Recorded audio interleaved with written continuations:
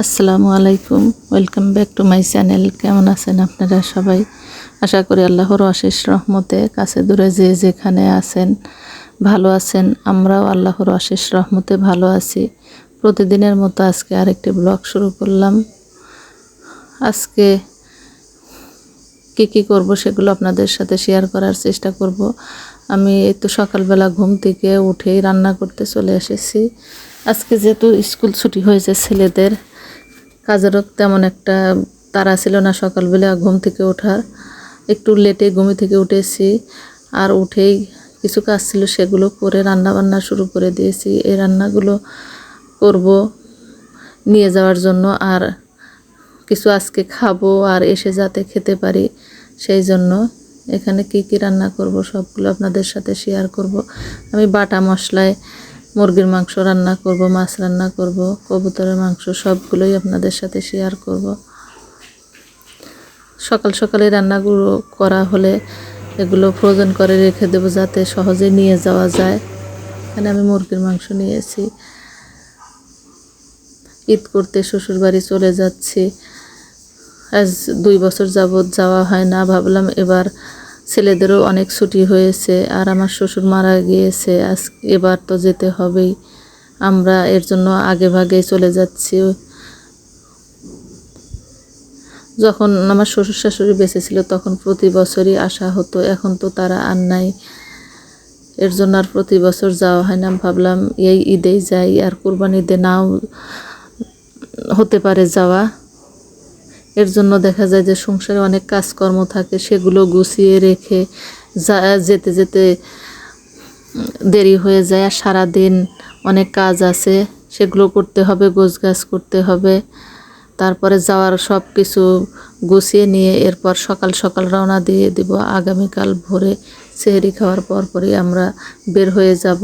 আর আজকে ইফতারিতে তেমন কিছু বানানো হয়নি, হালকা পাতলা ছিল, এগুলো দিয়ে ইফতার করা হবে। যেহেতু অনেক ব্যস্ত ছিলাম, সারাদিন অনেক কাজকর্ম করা হয়েছে, রান্না বান্না করা হয়েছে। আর ব্যাগপত্র গোছানোর জন্য সব কিছু রেডি করে নিচ্ছি। যখন যেটা মনে পড়ছে সেগুলো এক জায়গায় গুছিয়ে রাখছি। তারপরেও দেখা যায় যে এটা নেওয়া হয়নি, ওটা নেওয়া হয়নি। এক জায়গা থেকে আর এক জায়গা গেলে অনেক জিনিসই নিতে হয়। এই তো এখন বাজে রাত 11:30। সব কিছু এখানে খাটের উপর রেখে দিয়েছিলাম যখন যেটা মনে পড়ছিল। এখন সেগুলো সব ব্যাগে ভর্তি করে নিচ্ছি। তারপরেও দেখা যাবে যে এটা নেইনি, ওটা নেইনি। যখন মনে পড়ছে দৌড়ে সেটাই করছি। এখন এটা ছিল শেষ রাতে সেহরি খাওয়ার পরে ফজরের নামাজ শেষ করে আমার ভাই এসেছিল, ও আমাকে সাহায্য করছিল, ফ্রোজেন খাবারগুলো প্যাকেট করছিল। আর ও এভাবে আমাকে গোছগাছ করে দিয়ে আমরা চলে আসলাম, আর ওর বাসায় চলে গেল। আমার ভাইও যাবে 2-1 দিন পরে, ওর অফিস ছুটি হয়নি। যাওয়ার সময় অনেক তাড়া থাকে। আর আমাদের গাড়ি অলরেডি চলে এসেছে। এই তো আমাদের বাসার ফাইনাল সব কিছু ক্লোজ করা হচ্ছে, সব কিছু চেক দেওয়া হচ্ছে, কোথাও যেন কোনো কিছু খোলা না থাকে, কিংবা গ্যাসের চুলা, পানির লাইন, লাইট, এগুলো চেক দেওয়া হয়েছে। এখনই আমার হাজব্যান্ড বের হয়ে যাবে। এই তো আল্লাহর নাম নিয়ে বের হয়ে যাচ্ছি। 1 সপ্তাহ থাকা হবে শ্বশুরবাড়ি, এরপর আসবো বাচ্চাদের স্কুল খোলার আগেই।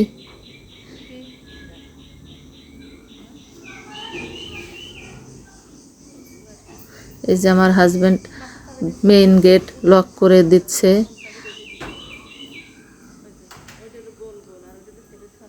এখন বাজে 6টা। আর সকাল সকাল যদি বের হয়ে যায় রাস্তায় জ্যাম থাকতে পারে, যার কারণে বেশি সকালে বের হওয়া। ঠান্ডায় ঠান্ডায় রিল্যাক্সে যেতে পারবো, যার কারণে সকালবেলা।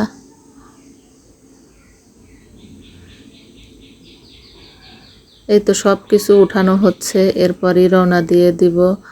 চারিদিকে এখনও অন্ধকার আছে, হালকা অন্ধকার, তেমন একটা যে ফর্সা তা না। সূর্য ওঠে নাই, কিংবা উঠেছে সেটা অতটা পরিষ্কার হয়নি।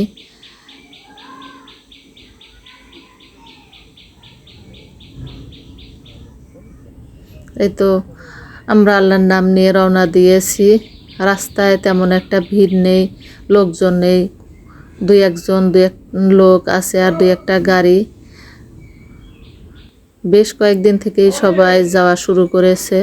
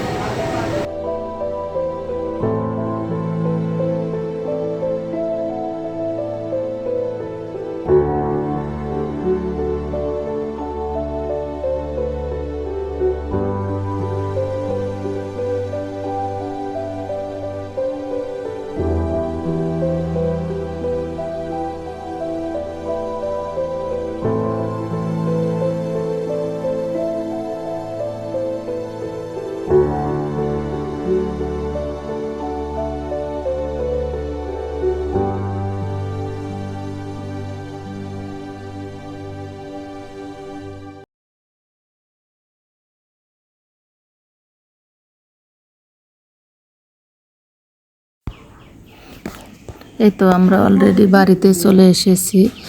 বাড়ির মধ্যেই এখন সব কিছু বের করা হচ্ছে।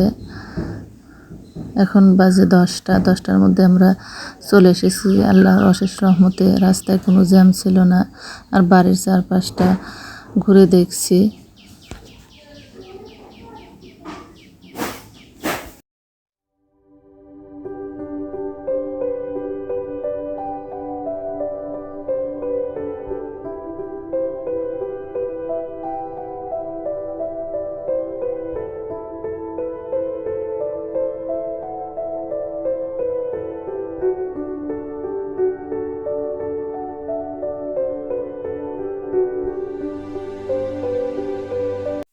এটা ছিল সন্ধ্যাবেলার ইফতারি। আজকে ইফতারিতে যা যা ছিল আপনাদের সাথে শেয়ার করার চেষ্টা করেছি।